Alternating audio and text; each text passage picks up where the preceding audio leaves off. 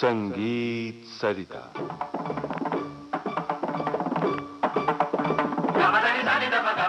मित्रों नमस्कार। विविध भारती के खजाने से आज हम एक प्रतिभाशाली गायक कलाकार से की गई बातचीत चुन लाए हैं। आप हैं उस्ताद गुलाम मुस्तफा खां। बातचीत की है रमेश नाडकर्णी ने। वर्ष 1987 में पहली बार संगीत सरिता कार्यक्रम में ये बातचीत प्रसारित हुई थी। आज इस कार्यक्रम में सुप्रसिद्ध गायक कलाकार गुलाम मुस्तफा खां से एक भेंट वार्ता सुनवा रहे हैं। भेंट कर रहे हैं रमेश नाडकर्णी। आज हम एक मशहूर संगीतकार से मिलेंगे जिनका नाम आप जानते ही हैं, गुलाम मुस्तफा खां साहब। आदाब अर्ज़ खां साहब, हम ये जानना चाहते हैं कि आपने संगीत की तालीम कब से शुरू की और किन किन उस्तादों से तालीम ली? मेरा ताल्लुक सहसवान, रामपुर और ग्वालियर घराने से है। उस्ताद इनायत हुसैन खां साहब जो हद्दू खां साहब के दामाद थे, वो मेरी माँ के पिता थे। मैं उनकी छोटी लड़की का लड़का हूँ। तो मेरी माँ की बड़ी इच्छा थी कि मैं गाना गाऊं। तो बचपन से उन्होंने मेरी रुचि भी देखी। तो हमारे वालिद साहब मुझे सीने पे लिटा लेते थे और सारे गाँव पादा नहीं करवाते थे। लेकिन कायदे में तालीम जो है वो 5 साल की उम्र से शुरू की। अच्छा। तो उसमें उन्होंने भैरव शुरू कराया। अब इतना ज्यादा रियाज कराया कि मैं समझता हूँ कि 5 साल तक तो उन्होंने भैरव का ही रियाज कराया, पलटे वगैरह ये वो। तो उसमें मैं समझता हूँ उसका ज्यादा एहसास नहीं है। फिर उस्ताद ने फिदा हुसैन खां साहब जो रामपुर बड़ौदा दरबार के राजगायक थे, मेरे वालिद साहब के बड़े भाई थे, उन्होंने मुझे तालीम दी। वो बदायूं तशरीफ ले आए थे। जी हाँ। उनके मरने के बाद में उनके साहबजादे पद्म भूषण उस्ताद निसार हुसैन खां साहब के जूतों में बैठने का मुझे मौका मिला और उनसे मुझे तालीम मिली।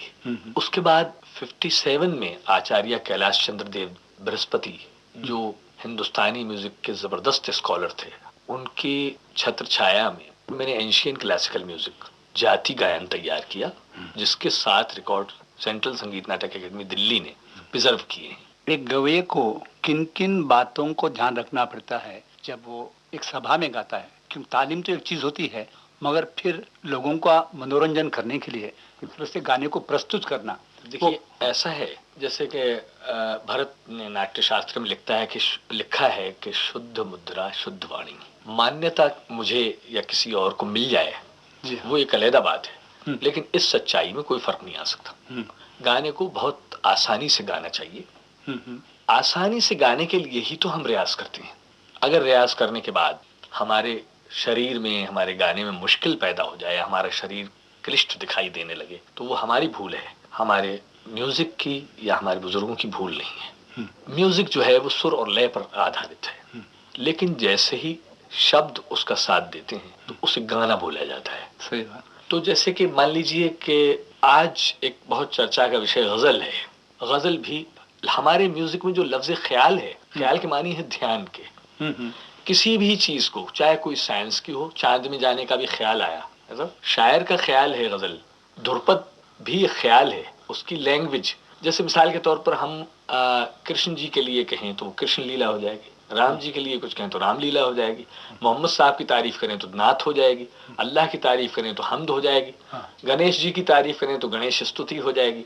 यानी वो अल्फाज सब्जेक्ट से वो शैलियां बदलती चली जाती हैं, है ना, लेकिन गाना अपनी जगह पर गाना ही रहता है। तो गजल शायर का ख्याल है और फिर उस ख्याल को गाने वाला किस तरह से अपने ख्याल से कैसे पेश करता है। तो ख्याल लफ्ज जो है हमारा, वो अपनी जगह कहीं पर भी दुनिया के किसी भी म्यूजिक को छोड़ता नहीं। यही हमारे हिंदुस्तानी म्यूजिक की खास ब्यूटी है। फिर उसके बाद में ये ख्याल रखना चाहिए गाने में, यानी यहाँ भी ख्याल के ये म्यूजिक, ये जो हम गा रहे हैं, ये मेरा गाना नहीं है। हमारे साथ जो तबला बजा रहे हैं, सरंगी बजा रहे हैं, तानपूरा छेड़ रहे हैं और सुन रहे हैं, ये हमारा गाना है, तब उसका एक अच्छा प्रभाव पड़ता है। अब रियाज किस तरह से करना? देखिए रियाज में तो आप जानते हैं कि जितना ज्यादा तल्लीनता हो, सुर का ज्यादा ध्यान किया जाए और इसको वजीफे के या मंत्र की तरह से जाप करना चाहिए। उसका खास हमारे तुम्बरू ऋषि जो बहुत जमाना पहले हुए हैं, जिनसे मुताल्लिक़ तानपूरे का संबंध बताते हैं, अच्छा, उन्होंने ये बात जान ली कि 7 श्रुति 13 श्रुति और 9 श्रुति के अंतर पर सूक्ष्म ध्वनियां निकलती हैं, जैसे कि खरज से स्वयंभू गंधार निकलती है, सब जानते हैं। तो ये ध्वनियां जो हैं वो जब सूक्ष्म ध्वनियां निकलने लगती हैं, जिसका हमको एहसास हो जाता है, तब हमारा गला जाकर सुरीला होता है। संगीत के क्षेत्र में अलग अलग घराने विद्यमान हैं, उनके बारे में आपका क्या ख्याल है? ये घराने बड़ी पवित्र चीज हैं असल में। जैसे कि हमारे यहाँ एक जमाने में मत होते थे, हनुमंत मत, नारद मत, भैरव मत, ये सब 4 मत थे ना हमारे। उसी सूरत से ये अभी घराने हैं। तो इनमें सबसे बड़ी जो विशेषता है वो ये है कि एक जमाने में जो म्यूजिकल कंपटीशन था उसमें उस्ताद लोग सोचते थे कि मैं तुमसे अच्छा गाऊंगा और मेरे शागिर्द तुम्हारे शागिर्दों से अच्छा गाएंगे। Very healthy competition. और चूंकि एक दूसरे से बहुत देर में मुलाकात होती थी तो एक टाइप से वो अपने रियाज करते रहते थे और जब एक दूसरे को सुनते थे तो कुछ नया मालूम होता था। अब मैं आखिर का एक प्रश्न आपसे पूछूंगा, हिंदुस्तान के बाहर जो श्रोता लोग हैं वो किस तरह से हमारे गाने को स्वीकार करते हैं, किस तरह से उसका रसग्रहण करते हैं, आप कह सकेंगे? देखिए, वो लैंग्वेज तो हमारी समझते नहीं, लेकिन म्यूजिक स्वयं में एक लैंग्वेज है, तो वो कानों की जुबान से उसे चक्कर आनंद लेते हैं, वहां ध्यान देकर सुनते हैं और बड़ा आनंद लेते हैं। अभी ओडियन थिएटर में 7 अप्रैल से 8 अप्रैल तक 24 घंटे हिंदुस्तानी म्यूजिक, जिसमें रात को 3:30 बजे मेरा नंबर आया, मैं दरबारी गाया 3:30 से 4:30 तक, और फिर दोपहर में दूसरे दिन 3:30 बजे से 4:30 बजे तक भीम पलासी। तो वो जानना चाहते हैं और बहुत ही पसंद करते हैं। तो इसका मायना ये हुआ कि संगीत एक जबरदस्त माध्यम है जिसकी वजह से दुनिया के सब लोग नजदीक आ सकते हैं। बड़ी खुशी की बात है, आपको हमने सुना है और आपने अपने विचार संगीत के बारे में पेश किए हैं। धन्यवाद। बहुत शुक्रिया, आपने याद फरमाया। अभी आप सुप्रसिद्ध गायक कलाकार गुलाम मुस्तफा खां के साथ ली गई भेंट वार्ता सुन रहे थे। भेंट करवा रहे थे रमेश नादकर्णी। आइए अब उस्ताद गुलाम मुस्तफा खां का गाया दादरा पहाड़ी सुनते हैं। हारमोनियम संगत मशकूर हुसैन और तबला संगत शरीफ अहमद की है। बोल है, बातों बातों में बीत गई रात, सजन तुम रूठ गए भूलो ना। बातों बातों बीत गई रात, सजन तुम रूठ गए बोलो ना।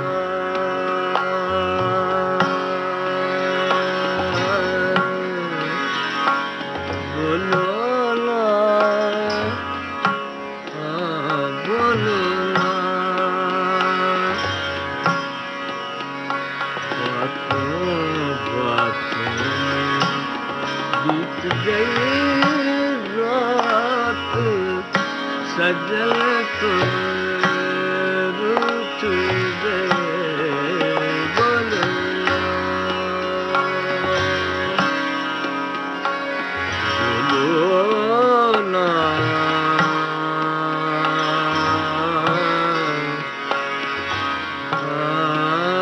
बोलो ना।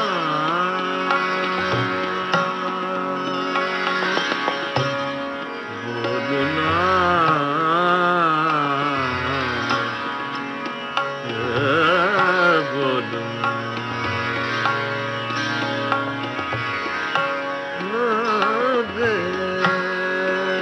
बोलो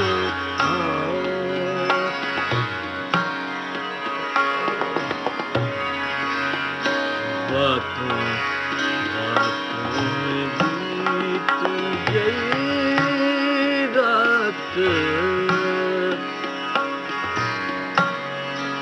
बीत गई रात, सजन तुम रूठ गए बोलो ना।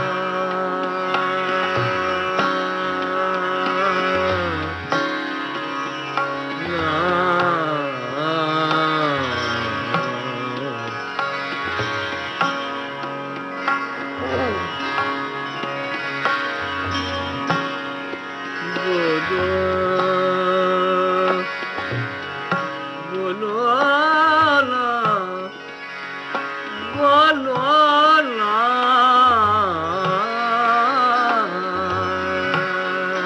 बोलो ना।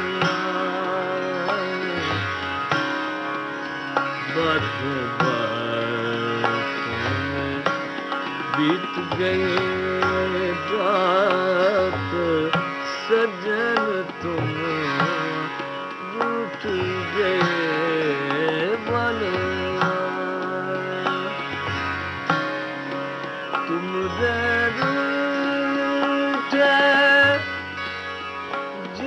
जियारा व्याकुल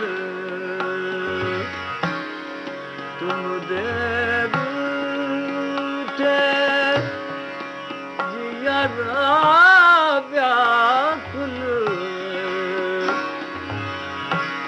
काहे लगती मोसे बात काहे लगती मोसे बात सजन तुम टूट गए बोलो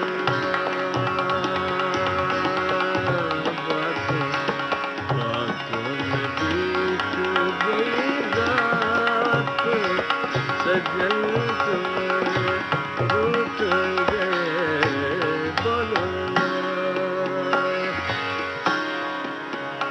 बोलो ना बोलो ना बोलो ना बोलो ना बोलो ना बोलो ना रे बोलो बोलो ना बोलो बोलो ना बोलो ना बातों बातों में बीत गई रात सजन तुम टूट गए बोलो ना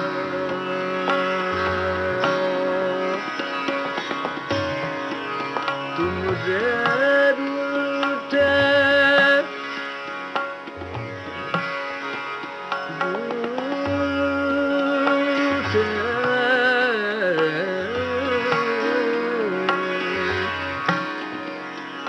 तुम देर उठे जियारा व्याकुल जियारा व्याकुल तुम देर उठे जियारा व्याकुल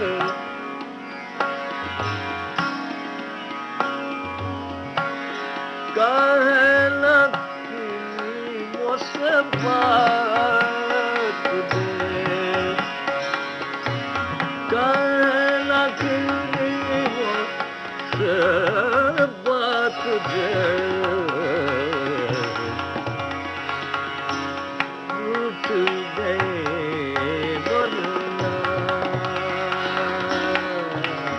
बातों बातों में बीत गई रात सजन टूट गए बोलो ना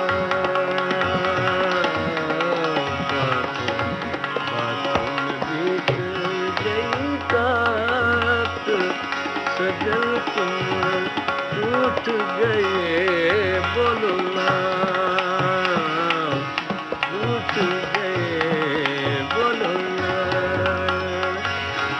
सजन तुम रूठ गए बोलो ना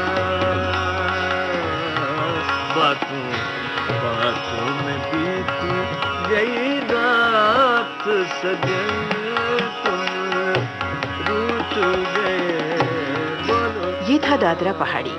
गायक थे उस्ताद गुलाम मुस्तफा खां। अब संगीत सरिता कार्यक्रम समाप्त हुआ। नमस्कार।